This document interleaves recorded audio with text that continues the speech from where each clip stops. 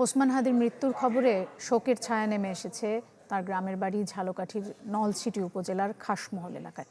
আরও জানাতে ঝালকাঠি থেকে যোগ দিচ্ছেন রতন আচার্য।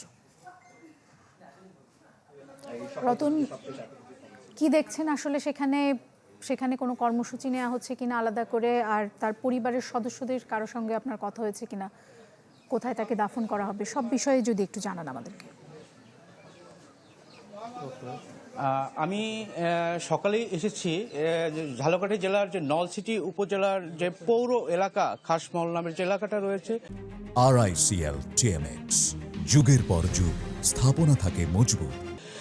ওসমান হাদির যে বাড়ি, এই যে আমার পাশে যে টিন শেড ঘরটা দেখছেন, এইটাই ওসমান হাদির টিন শেড ঘর। এখানেই সে বড় হয়েছে, এখানেই থেকেছেন। তো এই খবর যখন গতকালকে মৃত্যুর খবর এই নলছিটিতে ছড়িয়ে পড়ে বা ঝালকাঠিতে ছড়িয়ে পড়ে, তখন কিন্তু বিক্ষুব্ধরা বিভিন্ন আন্দোলন সংগ্রাম করে এবং রাস্তা অবরোধ করেও তারা আন্দোলন সংগ্রাম করেছে। এবং পরিবারের সাথে আমি কথা বলেছি। পরিবারের মধ্যে ওসমান হাদির যে ভগ্নিপতি রয়েছে, আমি তার সাথে কথা বলেছি। তিনি জানিয়েছেন যে ওসমান হাদির আসলে যে বই পুস্তকগুলো রয়েছে নিজের লেখা, সেই লেখায় এই লেখায় তারা কিন্তু বুঝতে পারছেন বা তিনি বলে গিয়েছিলেন যে তার মৃত্যু হলে, কোনোভাবে যদি মৃত্যু হয়, তাইলে যেন তার বাবার যে কবর রয়েছে সে কবরের পাশেই জানি তাকে দাফন দেওয়া হয়।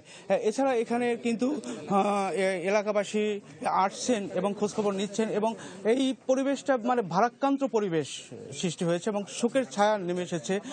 এছাড়া আজকে জুম্মার দিন, জানেন, জুম্মার নামাজের পরে ঝালকাঠির বিভিন্ন জায়গায় কিন্তু বিক্ষোভ মিছিল সহ বিভিন্ন প্রোগ্রাম রয়েছে।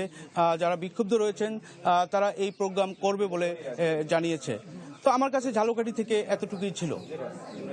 রতন, আপনার মাধ্যমে ওসমান হাদির পরিবারের প্রতি আমাদের শোক এবং সমবেদনা রইল।